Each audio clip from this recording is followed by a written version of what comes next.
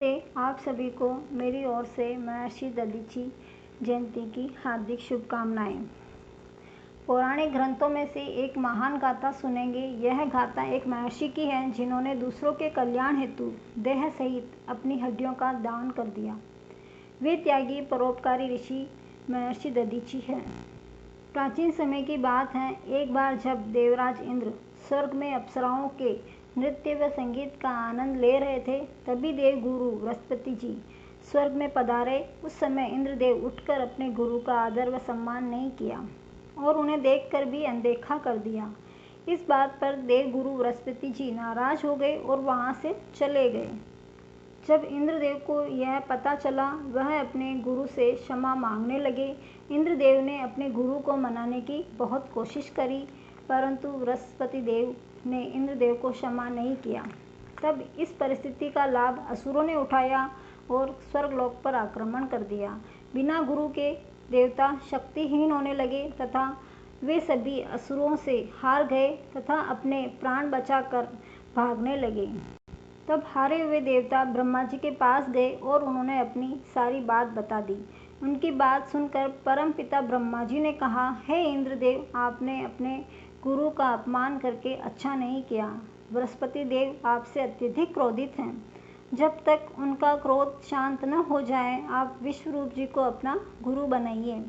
विश्वरूप गुरु जी त्वष्टा ऋषि व असुर माँ की संतान थे, अतः उनमें दोनों के गुण थे। उस समय इंद्रदेव विश्वरूप जी के पास जाकर उन्हें देवताओं के रूप में गुरु बनने का निवेदन करते हैं। विश्वरूप जी इंद्रदेव के निवेदन को स्वीकार कर लेते हैं।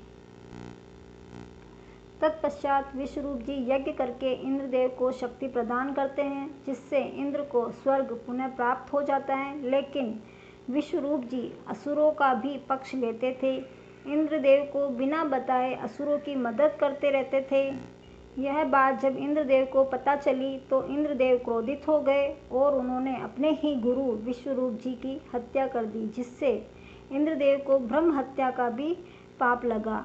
जब विश्वरूप जी की हत्या की जानकारी उनके पिता त्वष्टा ऋषि को हुई तो वह इंद्रदेव पर अत्यधिक क्रोधित हो गए और अपने पुत्र की मृत्यु का प्रतिशोध लेने के लिए एक यज्ञ करने लगे। इस यज्ञ के द्वारा त्वष्टा मुनि को इंद्र को मारने वाला एक पुत्र प्राप्त हुआ।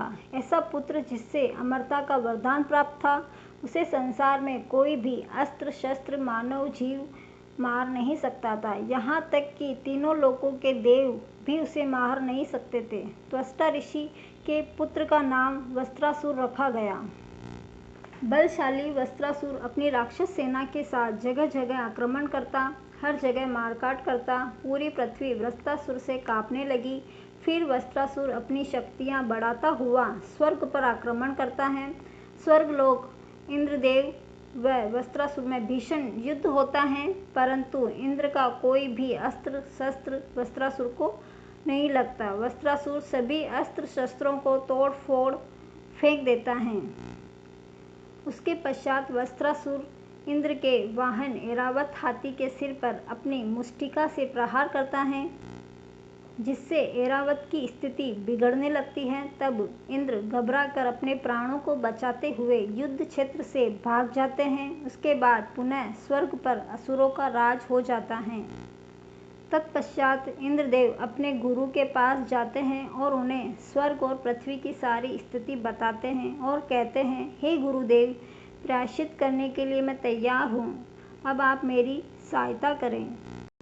तब गुरु बृहस्पति देव इंद्र के साथ ब्रह्मा जी के पास गए और उनसे वस्त्रासुर के अंत का उपाय पूछने लगे।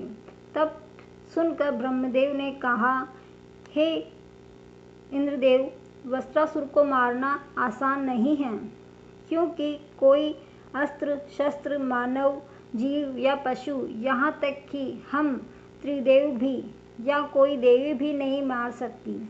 तब गुरुदेव बृहस्पति जी ने कहा, हे परम पिता ब्रह्मा जी, आप ही बताइए कि वस्त्रासुर के आतंक को कैसे रोका जाए। उसके अत्याचारों से तीनों लोग थरथर काँप रहे हैं।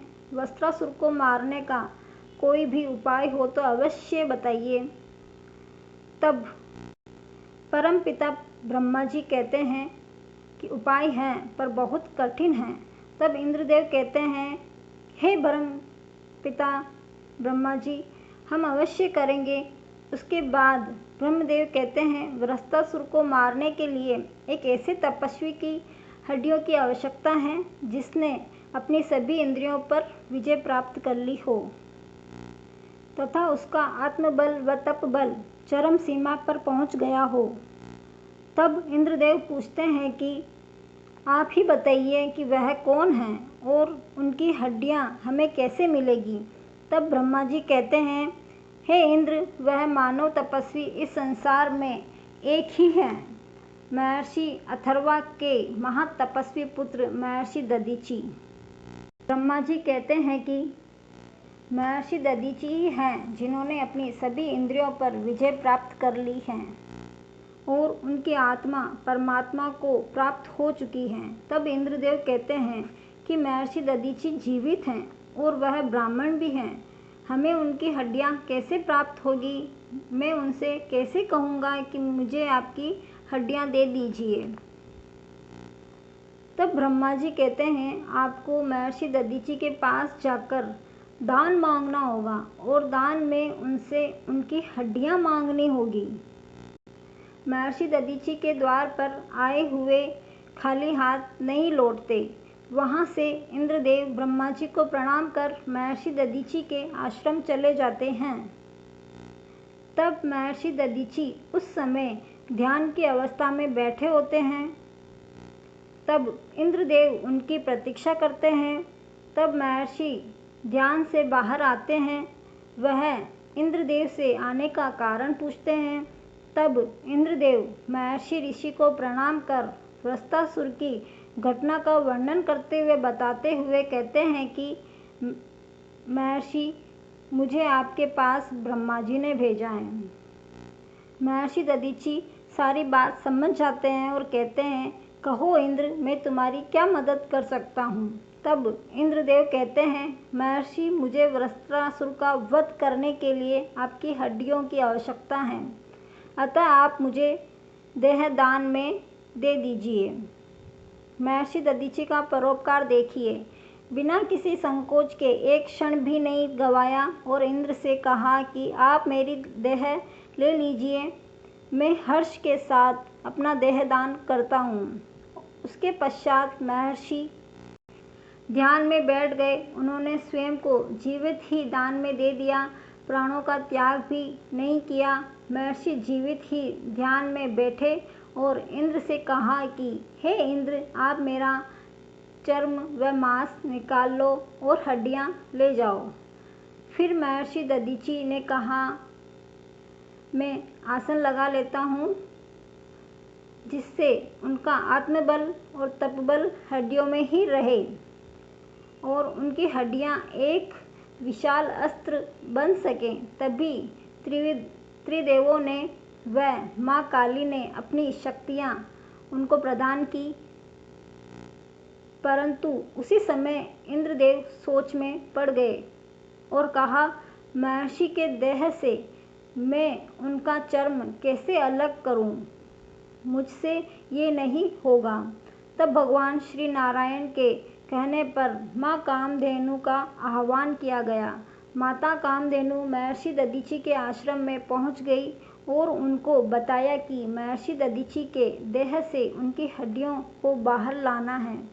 तभी माँ कामधेनु वात्सल्य भाव से महर्षि दधीचि को निहारने लगी, जैसे एक माँ अपने बछड़े को प्यार से चाटती हैं। उसी तरह से माँ कामधेनु भी महर्षि दधीचि को चाटने लगी। महर्षि को अपनी जीवा से चाट चाट कर उनका चर्म, लहू, मांस सब बाहर कर दिया और हड्डियां शेष रह गई। तब इंद्रदेव व सभी देवता उनकी हड्डियों को सम्मान सहित अपने साथ ले गए और विश्वकर्मा जी से कहा कि एक ऐसा अस्त्र तैयार करिए। तब विश्वकर्मा जी ने महर्षि दधीचि की हड्डियों का एक वज्र नामक एक अस्त्र बनाया। वज्र एक शक्तिशाली अस्त्र था। तत्पश्चात इंद्र ने वृत्रासुर को युद्ध के लिए ललकारा। इंद्र व वस्त्रासुर का भीषण युद्ध हुआ। वज्र के प्रहार से वस्त्रासुर का अंत हो गया। स्वर्ग देवताओं को प्राप्त हुआ। उसके पश्चात से वज्र इंद्रदेव का अस्त्र बन गया। इसी प्रकार दानवीर महर्षि दधीची कहलाए। इसी के साथ कहानी का अंत होता है। पसंद आई हो तो लाइक करें और सब्सक्राइब करना ना भूलें। धन्यवाद।